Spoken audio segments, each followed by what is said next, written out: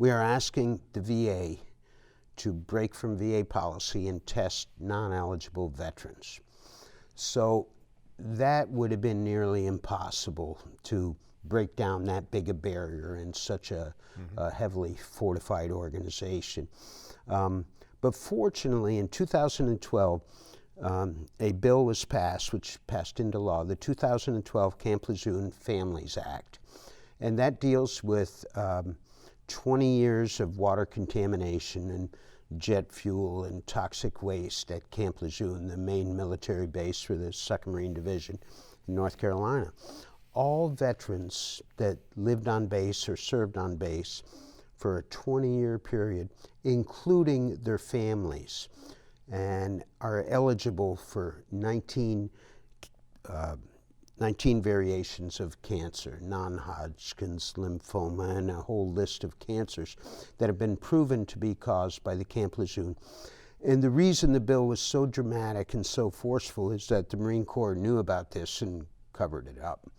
So it's sort of to overcompensate for the Marine Corps not having stepped up and saying, we've contaminated the water of everyone here and there are going to be medical cases. They tried to bury this story, and they were finally uncovered by Congress. And Congress passed a bill much more far-reaching than ours, not only for non-eligible VA veterans, non-combat veterans, non-deployed veterans, but even their families, 7-year-old children dying and born with birth defects. So all we had to do, that door had already been kicked open for us. We said there is a precedent, a much stronger precedent than we're asking for. We're asking for you to test these guys.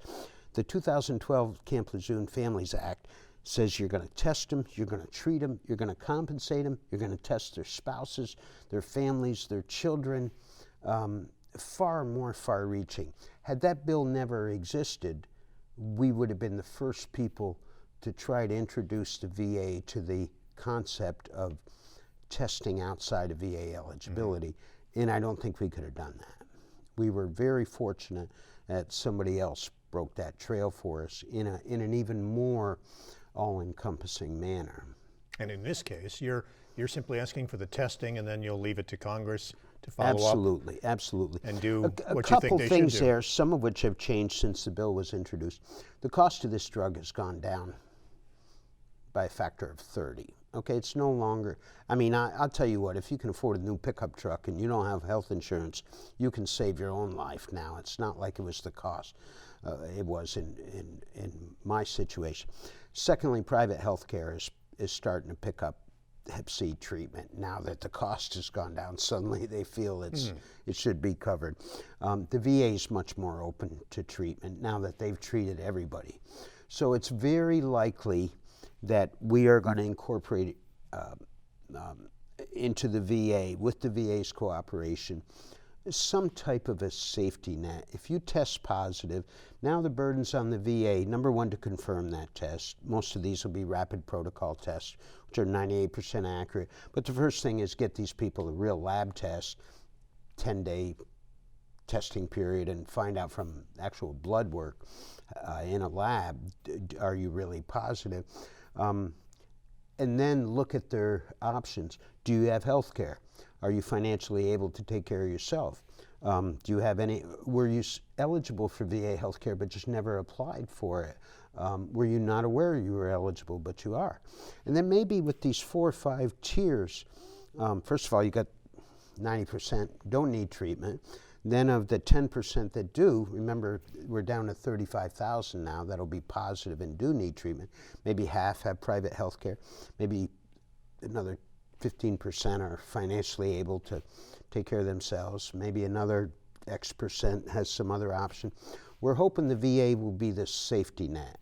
And we had this at our clinics. When we were at the UVM clinic over at Camp Johnson in Vermont, we had a vet tested positive.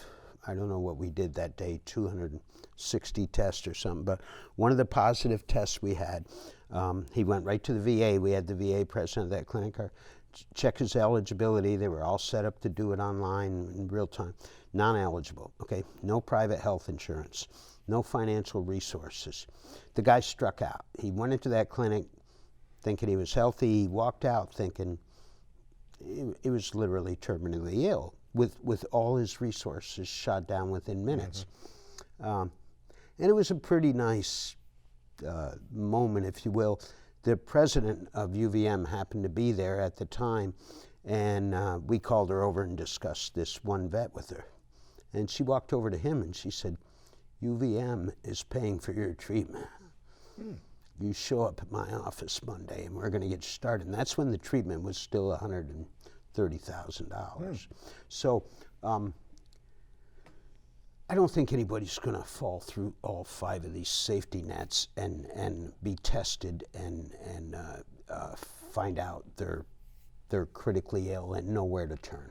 I think the numbers will be so small of the final people that are positive and have no other recourse that it won't take much to get the VA bill amended to, we will treat anybody without coverage under level 1, level 2, et cetera. The final line will be, nobody's going to die of this anymore. The VA is stepping up. Yeah, we've already discussed that, but it's not in our bill. It's a little, you got to take step 1 before we come to that step. The focus of our bill is that the initiative will be on Congress when they have these hard numbers to do the right thing for a whole generation that volunteered to serve during wartime.